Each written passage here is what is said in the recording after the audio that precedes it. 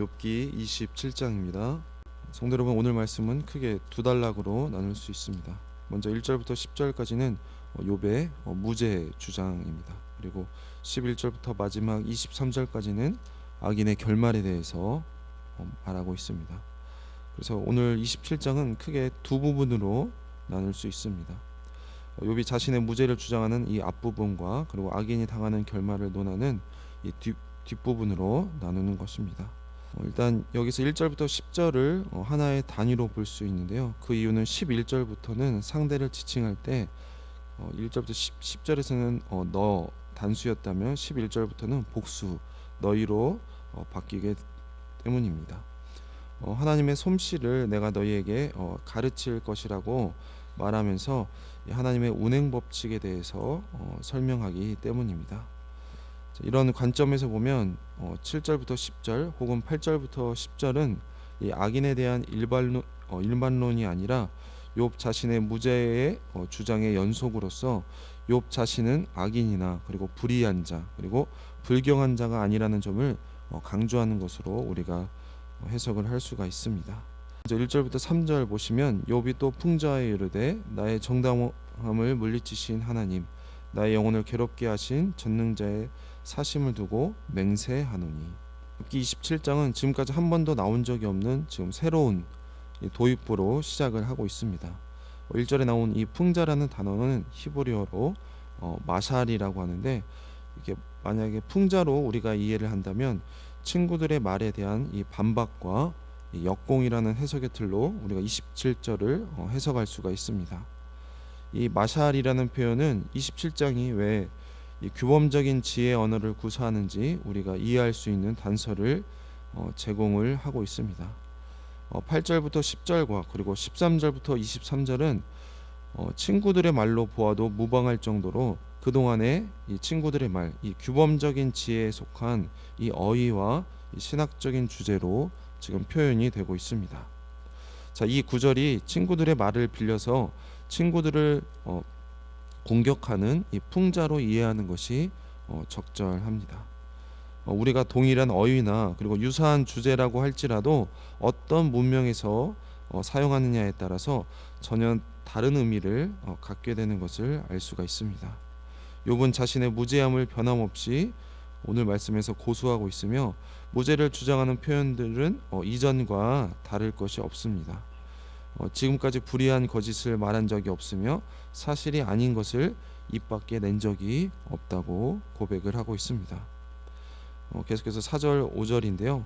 결코 내 입술이 불의를 말하지 아니하며 내 혀가 거짓을 말하지 아니하리라. 나는 결코 너희를 옳다하지 아니하겠고 내가 죽기 전에는 나의 온전함을 버리지 아니할 것이라. 4절에서 이 맹세와 이 서약 구문은 꼭 미래의 약속만을 의미하지는 않습니다.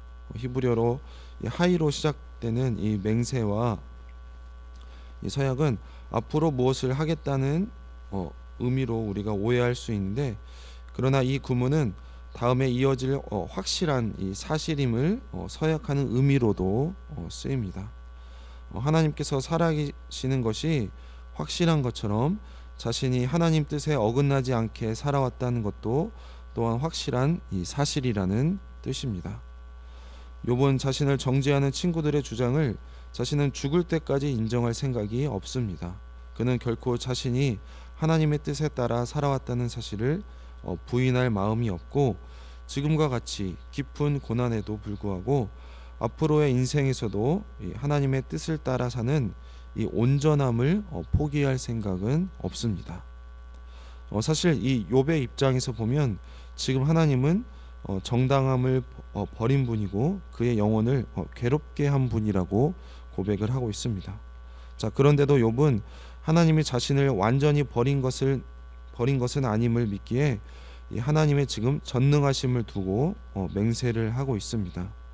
그러면서 자신은 온전함을 끝까지 버리지 않겠다고 지금 다짐을 하고 있습니다. 결코 불의를 말하거나 그리고 거짓을 말하지 않을 것이라고 다짐을 하고 있습니다. 성도 여러분, 우리도 마찬가지로 우리와 우리의 인생이 우리의 기대와 다를지라도 끝까지 하나님이 원하시는 그런 삶을 고수하는 것이 그것이 바로 하나님께 대한 우리의 진정한 믿음의 증거라는 것을 우리가 기억을 했으면 좋겠습니다. 그래서 7절부터 8절 말씀인데요. 나의 원수는 악인같이 되고 일어나 나를 치는 자는 불의한 자같이 되기를 원하노라. 불경한 자가 이익을 얻었으나 하나님이 그의 영혼을 거두실 때에는 무슨 희망이 있으랴. 욥은 자신의 의로움을 부정하고 지금 정죄하는 친구들이 오히려 악인이며 그리고 불의한 자들이고 그들이야말로 하나님을 믿지 않는 자라고 지금 풍자를 하고 있습니다. 이것은 평소에 친구들이 지금 즐겨 사용하는 이 규범적 지혜 언어로 친구들을 공격하는 지금 수사법을 사용하고 있는 것입니다. 친구들이 말한 이 악인들의 결말을 그대로 지금 친구들에게 되돌려 주고 있기도 합니다. 그들은 욥처럼 이 죽을 만큼의 고통이 찾아와도 아무런 희망, 아무런 소망이 없다는 것입니다. 왜냐하면 그들의 부르짖음을 하나님이 듣지 않기 때문입니다. 계속해서 9절과 10절입니다. 환난이 그에게 닥칠 때에 하나님이 어찌 그의 부르짖음을 들으시라. 그가 어찌 전능자를 기뻐하겠느냐. 항상 하나님께 부르짖겠느냐. 자, 이 구절은 그동안의 욥의 세 친구 엘리바스, 빌닷 그리고 소발의 말과 괴를 같이 하는 말입니다. 악인은 하나님을 전적으로 의지하지도 않고 하나님을 찾지도 않습니다. 이런 악인에 대한 이 규범적인 지혜의 정의는 욥 자신에게는 적용될 수 없다고 보고 있습니다. 왜냐하면 욥 자신은 그동안에 하나님을 향해 부르짖었고 자신의 얘기를 들어달라고 외치며 하나님과 대면하기를 소망하는데 악인이라면 하나님을 찾고 그리고 하나님께 호소할 리가 없기 때문입니다. 그러니까 하나님께 호소하는 욥 자신은 지금 악인이 아니라고 하는 것입니다.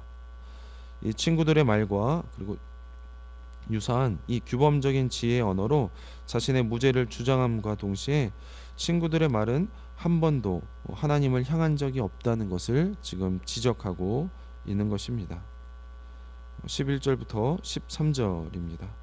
하나님의 솜씨를 내가 너희에게 가르칠 것이요 전능자에게 있는 것을 내가 숨기지 아니하리라.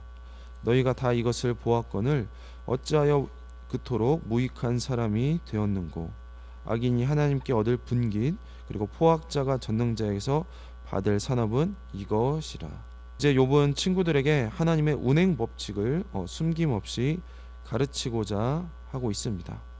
그래서 앞으로 펼쳐진 내용은 사실 친구들이 모르는 것이 아닙니다. 그들도 다 알고 경험한 것들입니다. 그러나 그들은 이 경험을 제대로 파악하거나 이해하지 못합니다. 어찌하여 그토록 무익한 사람이 되었는고는 안개나 입김의 수증기처럼 잠깐 있다가 사라지고 많은 것들을 의미하는 헤벨, 히브리어 헤벨을 말하고 있습니다. 이것을 직역하면 너희들은 왜 이것을 안개 그리고 수증기로 여기는가로 우리가 해석을 할 수가 있습니다. 그래서 이 단락에서 욥이 정의하는 이 악인들의 결말은 이것입니다. 우선 이 악인의 평행어인 히브리어 아리찜은 즉 이 폭력을 행사하는 자라는 뜻입니다. 이 단어는 이 마음의 즉 이 내면의 상태를 의미하는 것이 아니라 인간 상호 간의 실제 폭력을 행사하는 자를 의미하는 것입니다. 욥의 친구들이 언어 폭력도 여기에 해당하는 것입니다. 이 폭력적인 인간들과 그리고 그들의 후손이 하나님께 받을 것은 죽음과 배고픔뿐이라는 것입니다. 성도 여러분, 욥의 친구들이 하나님의 원수가 되고 그리고 악인이 되었습니다. 그런데도 그들이 모르는 것이 있습니다. 진짜 희망과 소망이 없는 것은 사실 욥이 아니라 그리고 욥을 걱정해 주는 척하지만 사실은 욥을 괴롭게 하는 바로 친구들입니다. 그들이 환난 때 부르짖어도 하나님은 대답하지 않으실 것입니다. 전능자를 기뻐하지도 않는데 어찌 하나님께서 대답하시겠습니까?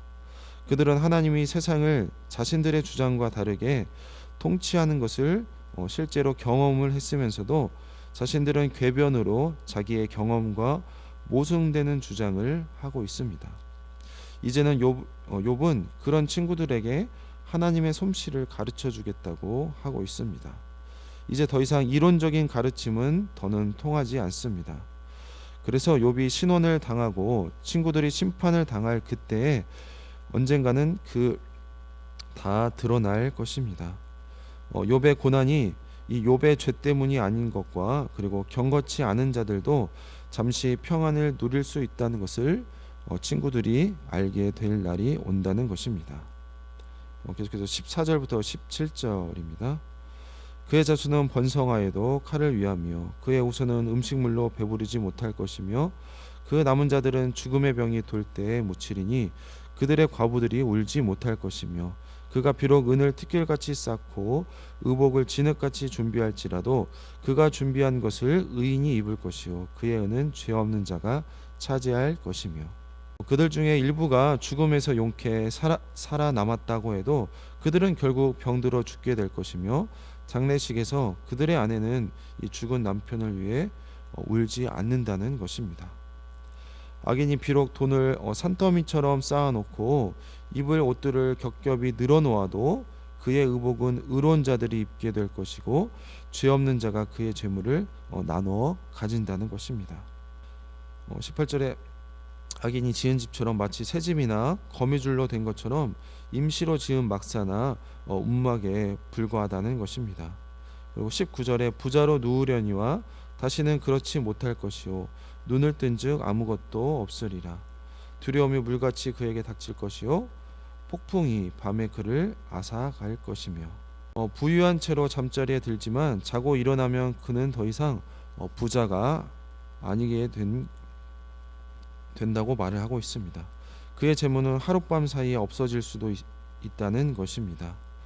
죽음에 대한 공포와 그리고 재물을 잃을 두려움에 매일 밤 악인은 홍수처럼 덮칠 것이며 한 줄기 바람에도 그의 집과 그의 자신은 나라가 사라진다고 말을 하고 있습니다. 마지막으로 21절부터 23절입니다. 동풍이 그를 들어 올리리니 그는 사라질 것이며 그의 처소에서 그를 몰아내리라. 하나님은 그를 아끼지 아니하시고 던져버릴 것이니 그의 손에서 도망치려고 힘쓰니라. 사람들은 그를 바라보며 손뼉치고 그의 처소에서 그를 비웃으리라. 사실 22절부터 24절의 주어는 둘 다 하나님으로 보는 것이 타당해 보입니다. 즉 하나님께서 악인들에게 아낌없이 동풍과 화살을 쏘아 보내시면 악인은 하나님의 손에서 벗어나기 위해 사력을 다해 도망친다는 것입니다. 그래봤자 하나님 손바닥 아니라는 것입니다. 하나님께서는 자신의 처소인 이 하늘에서 도망치려고 하는 이 악인들을 보면서 박장대소하신다는 것입니다. 자, 이러한 악인들의 결말은 친구들의 설명과 굉장히 유사하다는 것을 알 수가 있습니다. 그러나 세밀한 차이가 있는데요. 그것을 살펴보면 이 다음과 같습니다. 첫 번째로 이 자손이 많음은 이 규범적인 지혜에서는 이 의인과 지혜자에게 주는 하나님의 복이라고 말을 했습니다. 하지만 욥은 악인들에게도 지금 자손이 많을 수 있다고 가정을 하고 있습니다. 두 번째로 이 칼에서 살아남은 것도 의인 그리고 지혜자의 분깃이라고 친구들은 말했지만 그러나 욥은 악인이 칼에서 살아남을 가능성도 늘 염두에 둡니다. 세 번째로 재물 역시 이 의인에게 할당된 복이라고 말을 하지만 돈이 산더미처럼 많고 입을 옷이 질비한 부자들 중에서도 이 악인이 있다고 욥은 말을 하고 있는 것입니다. 하지만 결국에 악인이 받을 분깃은 죽음과 파멸뿐이라고 욥은 말을 하고 있습니다. 성도 여러분, 이 땅에서 악인은 이 남부러울 것 없는 성취와 성공을 이룰 수도 있습니다. 그들의 자손은 번성하고 그들의 재물은 풍부하고 그들의 집은 웅장할 수 있습니다.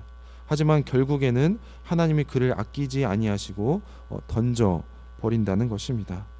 아무리 그들이 하나님의 심판의 손에서 달아나려고 해도 그들은 결국 수치를 당할 것입니다. 하나님께서 작정하시면 모든 게 사라지는데 단 이 하루만으로도 충분하다는 것입니다. 그리고 그날이 되면 지금 욥을 조롱하고 지금 욥에게 수치를 주는 자들이 결국 사람들에게서 조롱을 당하고 비웃음을 당한다는 것입니다. 이것이 결국 이 악인들의 분기시고 산업이라고 말을 하고 있습니다. 성도 여러분, 오늘 말씀 통하여서 욥은 고난 중에도 이 성도로서 그리고 믿는 자로서 그 온전함을 고수하려고 했습니다. 우리도 고난 중에도 성도로서 그 온전함을 고수하려고 하는 그런 성도님들이 되길 소망합니다.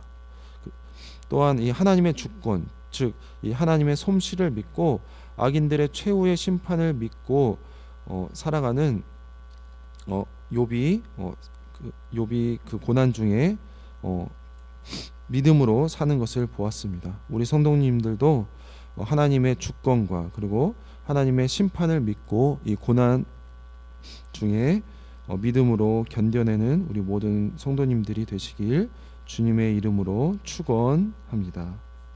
기도하겠습니다. 하나님 감사합니다. 오늘 말씀 통하여서 고난 중에도 이 성도로서 그 온전함을 버리지 않는 욥의 모습을 보았습니다. 그리고 그동안에 이 친구들의 말을 풍자하면서 그들의 말로 대신 그들의 결말이 어떻게 될지 믿음으로 선언하는 것을 보았습니다.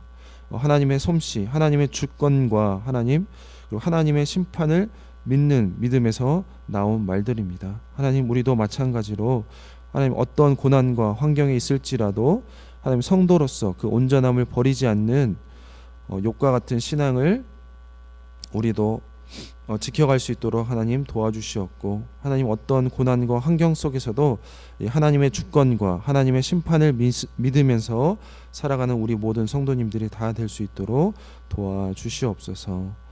감사드리며 예수님의 이름으로 기도했습니다. 아멘.